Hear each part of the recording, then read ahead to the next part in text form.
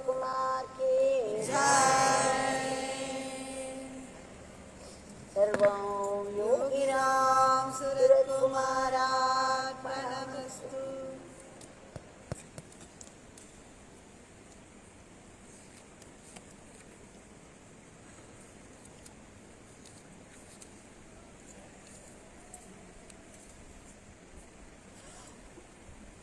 We have already offered the Nama Pushpas, the Nama flowers of the lotus feet of Bhagwan,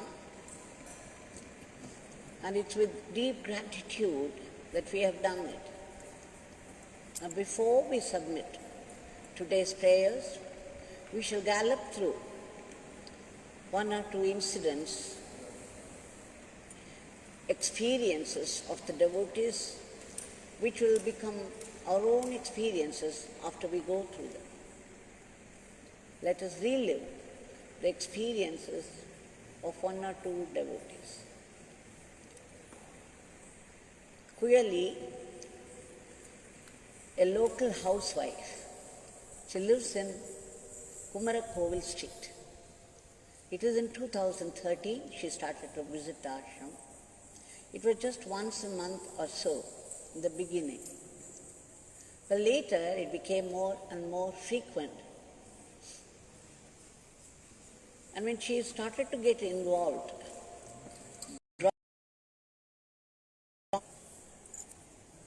she became very familiar with Bhagwan's Murthy here. And one day, when she came inside and stood before Bhagwan's Murthy, to her surprise, she saw a beautiful mala, but it was a very different mala. It was a mala of dry fruits, especially cashew nuts. She wondered what a rich mala it is, however beautiful it is. It seems to be a very rich mala. It must be from a rich man. Why would Bhagwan wear such malas? Why would people put eatables as malas? And then she just looked at Bhagwan in a very friendly, playful way. She said, "Oh Bhagwan, I understand. You have to satisfy everybody who comes here, even the rich people, and that's why you are bearing it. Especially rich people. There are all kinds of people who come here, and everyone expects to be satisfied by you.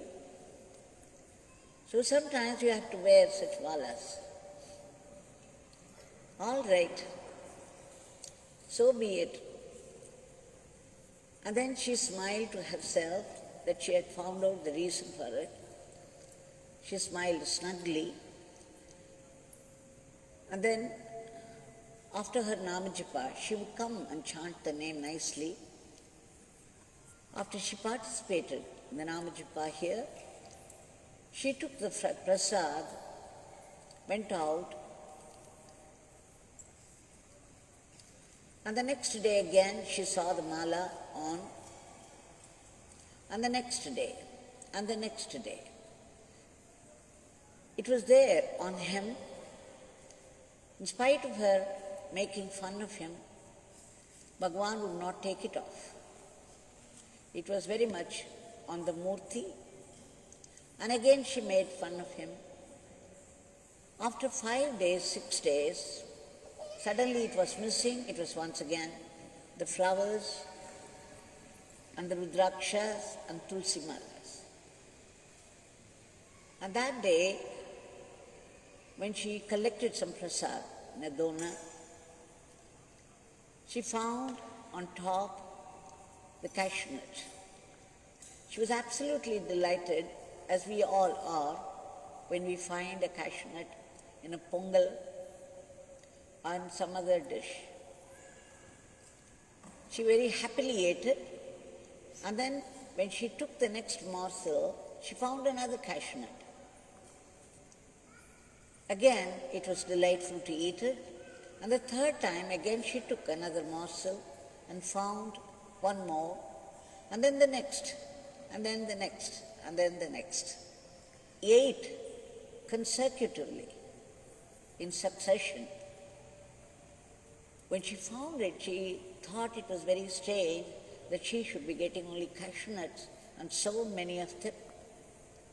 And suddenly it struck her because she had forgotten the comment that she made in front of Bhagwan's Murthy.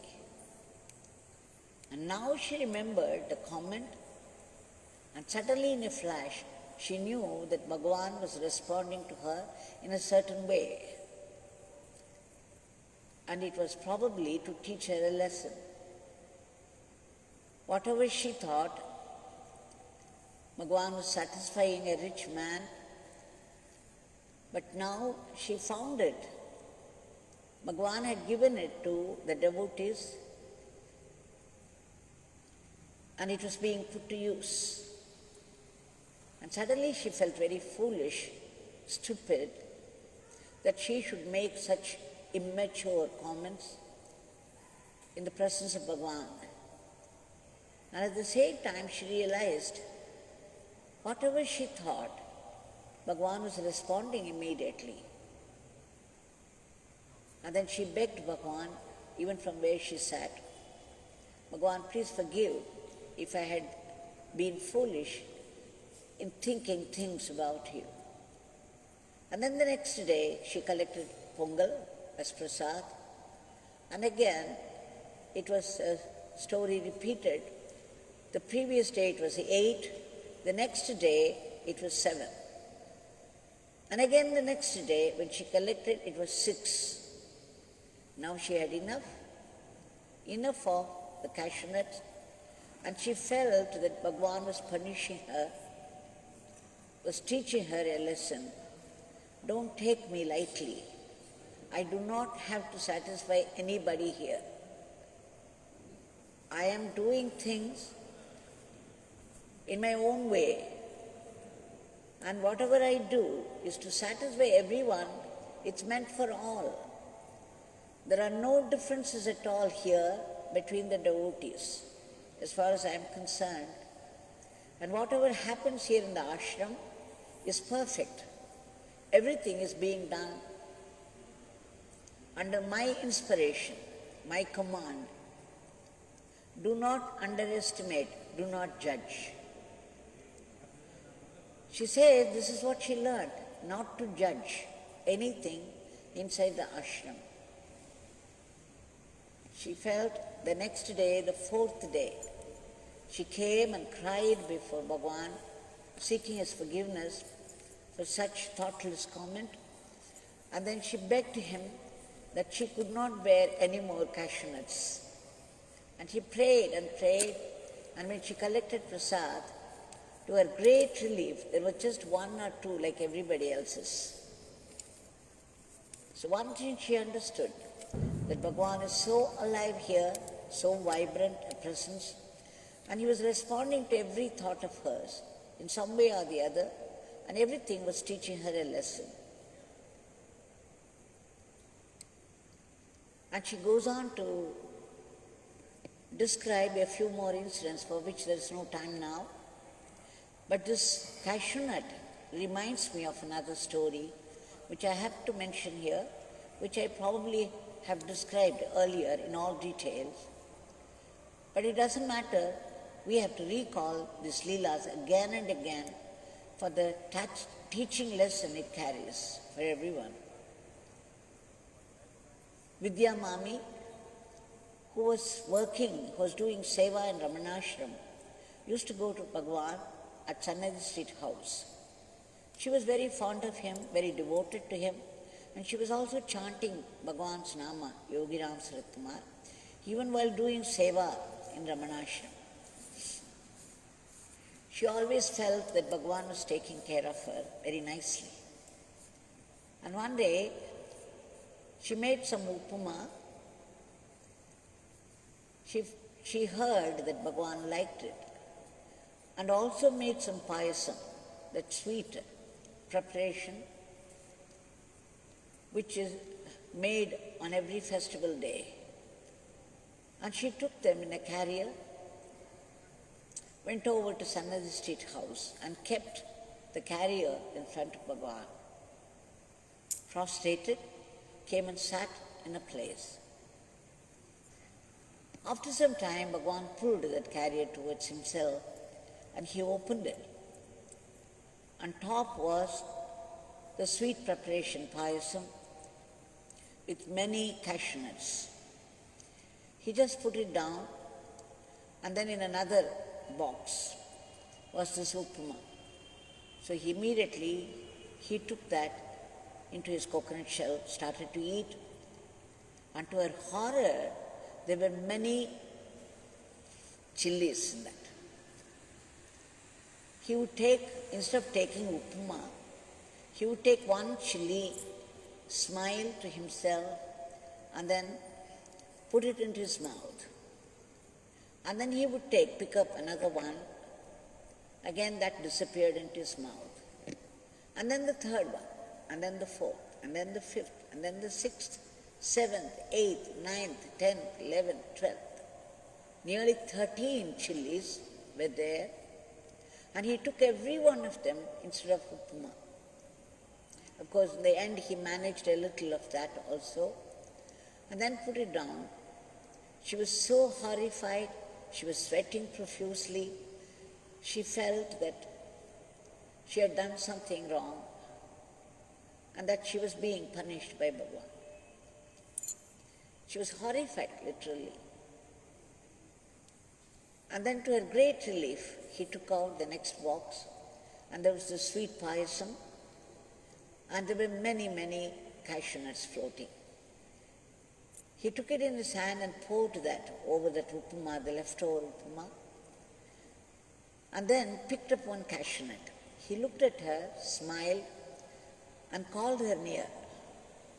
Then he dropped it into her hand, saying, "Take it." Here she was thinking, what a relief, he's going to take now the cashew nuts. Instead, he called her near, and then the next cashew nut again he dropped into her hand, and the third one, and then the fourth one, fifth one, sixth one, again about 10 to 12 cashew nuts.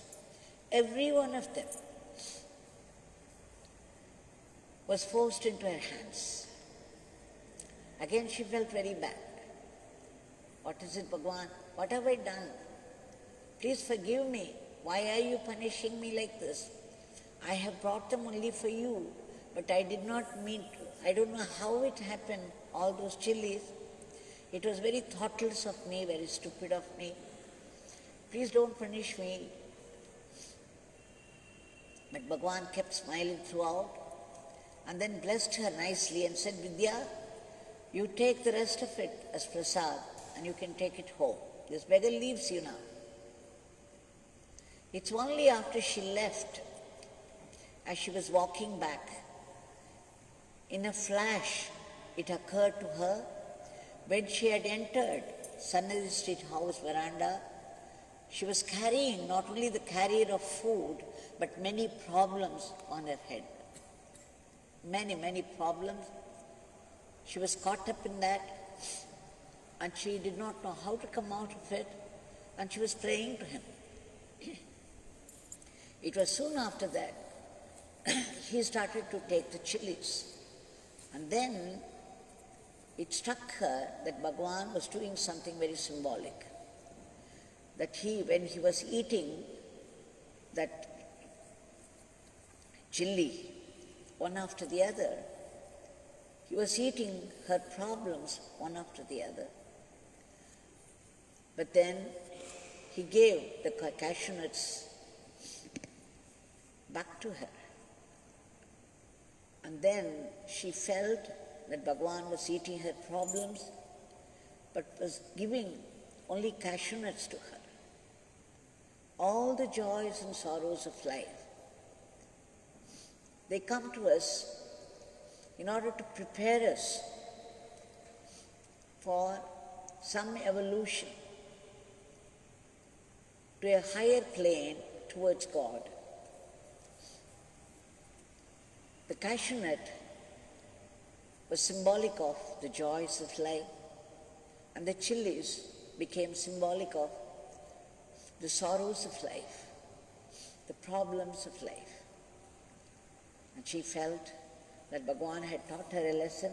Here I am to eat all the chillies of your life and leave you only with the cashew nuts, the joys of life. Do not worry, do not fear, I am here. So you see, Bhagwan is there always to eat the chillies of our life and to give back only the cashew nuts. With this in mind, let us submit the chillies of today's world at his feet.